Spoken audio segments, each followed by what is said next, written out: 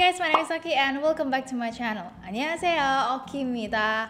Kali ini aku bakalan melanjutkan video sebelumnya, yaitu Culture Shock di Korea Part 2. Jadi ini adalah bagian yang kedua. Kalian bisa cek bagian yang pertama dari sini. Video cukup panjang, tapi aku berharap kalian nonton sampai akhir ya. Jadi kemarin tuh kalau nggak salah ada 4 poin. Dan hari ini aku bakalan bahas 4 poin lagi, semoga nggak kepanjangan ya. Jadi kalau misal kalian suka video kayak aku bahas tentang culture shock di Korea, meskipun aku ke Korea itu udah setahun yang lalu ya kan. Jadi Februari 2021 sampai Juni 2021 itu aku ke Korea. Dan sekarang aku ada di Indonesia. Cuman aku kadang kayak pengen sharing-sharing hal-hal yang sebelumnya itu aku belum sempat sharing pas aku lagi di Korea. Jadi oke, kita mulai videonya ya. Nomor 1, rempong itu adalah hal biasa di Korea Selatan. Jadi kenapa aku bilang rempong itu adalah hal yang biasa? Jadi aku tuh pernah lihat ada mbak-mbak yang dia itu pakaiannya tuh bagus banget, kayak pakai rok gitu ya yang panjang. Jadi pokoknya pakaiannya lucu lah. Terus habis itu sepatunya itu kayak high heel gitu, dan dia bawa koper. Dan itu posisinya itu kita turun tangga, jadi kalian tahu nggak penyeberangan yang di bawah jalan gitu kan, itu harus turun naik tangga, nyebrang di bawahnya jalan, habis itu nanti kan muncul di sisi seberang gitu kan. Nah ini tuh si mbaknya sama kayak aku sama teman aku mau ke terminal, jadi kita mau naik bus dan busnya itu ada di seberang, di baliknya mall gitulah. Nah mbak-mbak ini tuh kayak rempong banget, tapi kayak entah kenapa biasa aja gitu loh, karena banyak, nggak cuma si mbak-mbak ini doang, yang lainnya juga suka kayak ribet, tapi tuh fine-fine aja dilihat. Kadang kan kalau misal di sini ada orang yang bilang kayak ih ribet banget, kenapa pakai seribet itu gitu ya kalau misal mau kayak traveling gitu. Tapi di sana kayak biasa aja gitu pemandangan seperti itu. Dan ngomongin tentang rempong ini juga, orang Korea kan sangat memikirkan penampilan ya. Jadinya di sini tuh juga termasuk hal yang rempong tersebut gitu. Jadi karena mereka bener-bener memperhatikan penampilan, mereka kalau bisa itu ya keluar rumah itu bener-bener kayak dandan gitu ya, terutama yang cewek, kayak make upnya itu udah kayak on banget, terus bajunya udah bagus, stylenya pokoknya udah perfect lah kayak gitu. Nah itu juga sebenarnya agak rempong di sisi akunya, ketika aku biasanya tuh kayak ya udahlah keluar kalau lagi males pakai yang biasa aja gitu. Tapi entah kenapa karena semua orang itu kayak selalu effortnya itu gede, jadinya kalau aku keluar tuh dandan gak ya, tapi kok kayaknya orang-orang kok pakaiannya bagus-bagus, dandan juga, aku kelihatan kayak kayak jomplang gitu ya. Terus aku sama teman-teman aku juga sharing tentang ini, jadi merasa kayak pengen keluar nggak make upan, atau pengen keluar pakai baju yang kayak biasa aja, tapi kayak nggak enak gitu ya, kayak kelihatan jomplang. Nah jadi kayak gitu sih. Cuman sebenarnya nggak apa-apa, kalian mau pakai terserah apa yang kalian mau pakai, nggak, dan juga nggak apa-apa, karena orang Korea sendiri pun pas masa-masa mereka kayak ujian gitu ya, mereka juga nggak memperdulikan penampilan mereka. Jadi yang penting adalah pas mereka ujian, masa ujian itu yang penting nilai mereka itu gede. Jadi mereka kadang suka aku lihat pakai baju biasa gitu ya, baju biasa, terus habis itu nggak make upan, terus habis itu kadang kayak masih kucel gitu ya rambutnya atau gimana, terus habis itu mereka pergi ke kafe atau ke perpus gitu buat belajar. Nah nomor 2 ini adalah kulit itu bermasalah ketika sampai di Korea. Nah ini aku jelasin kenapa kulit kita, maksudnya di sini aku ngomongin tentang ya, orang Indonesia ya, kenapa kulitnya jadi bermasalah ketika sampai di Korea. Karena di Indonesia kita itu musimnya kan cuma 2, sedangkan di Korea itu musimnya ada 4. Nah ini aku juga nggak cuman kulit aku juga, tapi teman-teman aku juga itu semuanya pada bermasalah, dan masalahnya tiap orang itu beda-beda. Kalau misal aku, ini kan aku kering ya kulitnya, kayak di bagian sini kering dan daerah T-nya ini itu yang berminyak, jadi kombinasi. Dan pas aku sampai di Korea itu awalnya kayak kelihatan fine-fine aja gitu kan, tapi lama-lama itu kayak yang kering tuh jadi semakin kering gitu ya. Jadinya kayak aku udah pakai produk untuk melembabkan tapi itu masih tetap kering. Karena di Korea itu emang bener-bener kering, dan beda sama Indonesia yang lembab gitu. Sedangkan beberapa teman-teman aku tuh ada yang breakout, jadi mereka tambah jerawatan gitu ya. Dan Padahal kita itu udah di tempat di Korea yang banyak jualan skincare Korea yang bagus-bagus kan. Tapi entah kenapa itu juga nggak semuanya cocok gitu ya. Karena sebenarnya bisa aja gini, kayak produknya itu bagus, tapi itu belum tentu cocok sama kulit kita kayak gitu.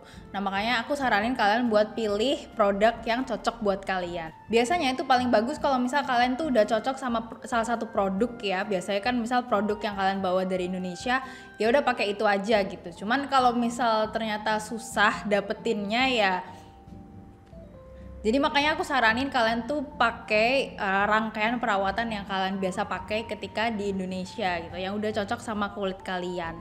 Dan di sini aku lagi ngomongin perawatan kulit, aku ada Scarlett Skincare. Jadi di sini aku udah ada beberapa produk Scarlett. Cadan, ini aku pakai pink supaya matching sama yang aku bawa ini ya. So aku juga udah pakai kutek. Oke, yang pertama itu ada facial wash dari Scarlett. Ini tuh mengandung glutathione, aloe vera, rose petal, dan vitamin E. Dan ini cocok banget buat kalian yang ketika misal nyampe di Korea itu kulit kalian tuh kering banget kayak aku. Ini bisa banget untuk melembabkan karena di sini ada si aloe vera ini ya dan juga vitamin E.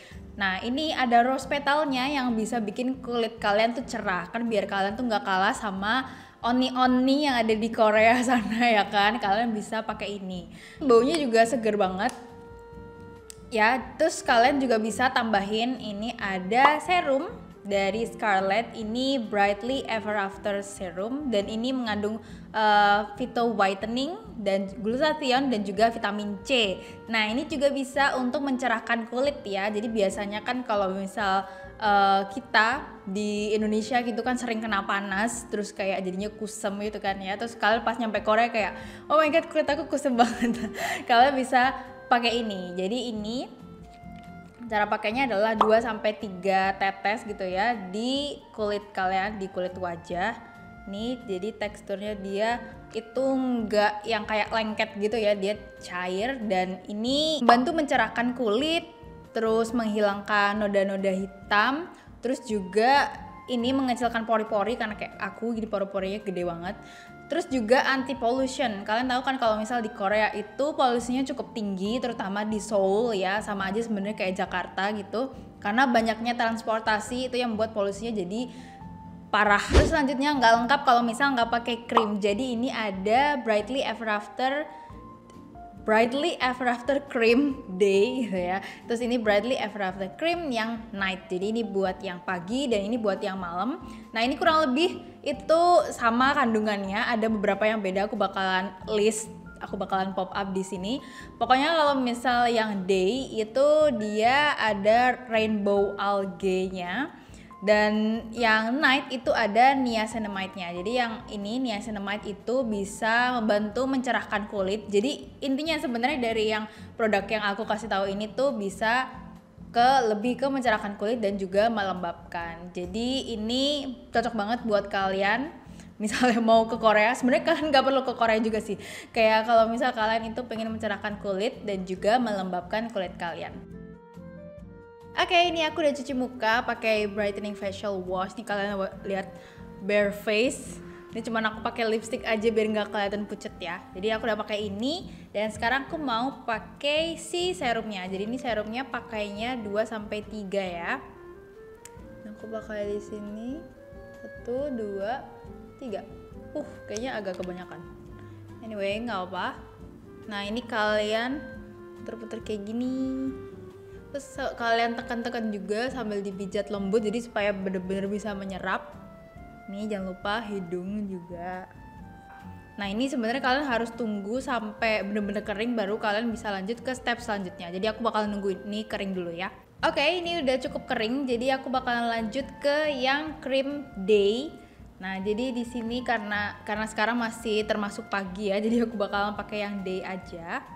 Nah ini karena dia di sini masih ada yang ditutupnya, jadi aku bakal pakai yang ini. Nah ini kita pakai. Oke. Ini baunya yang krim yang day itu cukup unik sih menurut aku. Oke, udah selesai. Kita lanjut ke poin culture shock selanjutnya. Jadi yang ketiga ini adalah aku shock ketika sampai di Korea itu pas aku pakai kartu debit aku nggak perlu pakai PIN. Nah ini jadi kartu debit biasa yang kalian pakai di Indonesia sama juga yang kayak aku pakai. Nah kalau misalnya di tulisannya Mastercard sama Visa itu kan bisa dipakai di luar negeri. Dan pas aku pakai di Korea itu nggak perlu pakai PIN. Jadi ini tuh mempermudah proses pembayaran, kayak mempercepat juga karena kayak tinggal kasih selesai dikembaliin. Jadi secepat itu. Dan kalau misal kalian mikir Kak ini bukannya bahaya ya, karena kalau misal kartunya itu jatuh terus diambil sama orang dipakai kan bisa ketarik tuh uangnya. Nah tenang aja karena di Korea itu ternyata aman banget. Jadi pernah waktu itu aku ke Daegu, aku pergi ke salah satu kayak tempat rekreasi aku lupa namanya apa. Nah di situ ada kartu yang jatuh guys. Di situ ada kartu debit yang jatuh dan itu tempatnya itu di tempat yang kayak tangga untuk naik pulang gitu loh. Dan di situ gak ada yang ngambil. Maksudnya kayak aku tuh pulang itu udah hampir tutup ya. Jadi tutupnya itu jam 10 malam. Aku masuk itu jam 5 sore. Dan di kartu itu nggak gerak sama sekali. Dia tetap ada di situ. Dan aku mau ngambil tapi kayak gimana ya, bukannya nggak mau bantu, tapi itu kadang orang Korea itu kayak pas ada barangnya jatuh mereka tuh balik lagi ke tempat benda itu jatuh. Jadinya daripada kalian ambil terus kalian kasihin ke orang yang bersangkutan atau gimana dan ketika orangnya yang punya itu nyari nggak ada, itu malah lebih lebih susah gitu loh. Oke, kita lanjut ke poin selanjutnya, yaitu air minum gratis dan juga toilet itu gratis. Ini tuh aku udah pernah tahu dari temen aku orang Korea ketika aku exchange di Jerman kemarin. Nah tapi aku tuh baru kayak bener-bener percaya ketika aku sampai kan. Jadi pas aku sampai di Korea, ini aku makan ayam di Chicken Jeep sama temen aku. Jadi guys, di Korea air itu gratis. Tadi aku ambil air di sebelah sana. Itu update bisa sering banget. Sehari bisa 5 kali. Ini tadi dikasih gelasnya, jadi kita tinggal ambil airnya doang di dispenser. Dan kalau misal kalian ke restoran di Korea ternyata nggak ada galon, kalian bisa minta air dan bakalan dibawain satu teko gitu ya, satu teko air dan sama gelas-gelas kecil-kecilnya gitu. Enak banget kan? Terus juga toilet itu gratis. Kalau misal biasanya di Indonesia itu kan toilet ada yang gratis, ada yang kayak gratis tapi ada kotak untuk amal gitu ya, terus ada yang bayar, jadi macam-macam kan. Dan kalau misal di Jerman karena aku exchange ke Jerman ya, itu semuanya bayar dan itu mahal banget. Kayak kalau nggak salah itu 50 sen gitu ya, kalau nggak 1 euro, aku lupa. Pokoknya semahal itu gitu, padahal aku cuma mau ke toilet gitu ya. Nah tapi kalau di Korea itu dimana-mana gratis, jadi kalian nggak perlu nyiapin uang kecil gitu buat masuk ke toilet. Jadi ini benar-benar hal-hal yang kayak hal kecil gitu ya, tapi benar-benar membantu banget dan membuat nyaman gitu ya para traveler gitu. Kalau misal pengen ke toilet dimanapun itu pasti gratis. Dan ini juga aku mau ngasih tahu, pas aku pergi ke Busan itu kan aku jalan-jalan ke tempat salah satu tempat wisata yang desanya itu warna-warni kayak di Malang, tapi aku lupa namanya di Busan apa. Dan di sini tuh meskipun tempatnya tuh kayak sepi banget karena waktu itu corona kan, jadi nggak terlalu banyak wisatawan. Dan di situ ada toilet kayak toilet umum gitu di tengah-tengah dari itu kan kayak desa gitu ya. Nah tapi toiletnya tuh bersih dan gratis yang penting. Jadi biasanya kan kalau misal di Indonesia ada toilet umum, tapi kadang kan kalau nggak ada orang yang kayak yang bersih-bersihin kayak gitu, yang kayak selalu jaga gitu ya, itu biasanya kan kadang ada yang kotor gitu kan. Tapi ini tuh bener-bener bersih dan kalian juga nggak dipungut biaya apapun. Jadi bener-bener nyaman banget. Oh ya guys, jadi bagusnya di Korea itu juga ada toilet gratis di mana-mana, dan ini tempat yang kayak jauh dari mana-mana tapi ada toilet umum. Nih aku bakal kasih tahu. Tara, itu ada toilet umum, padahal ini kan kayak jalanan umum biasa ya, tapi ada gitu. Terus ini salah satu desain lucu-lucu. Ini aku lagi nungguin teman aku keluar dari toilet, dan toiletnya bersih jadi bagus, cuman rada terlantar gitu sih gara-gara COVID kayaknya.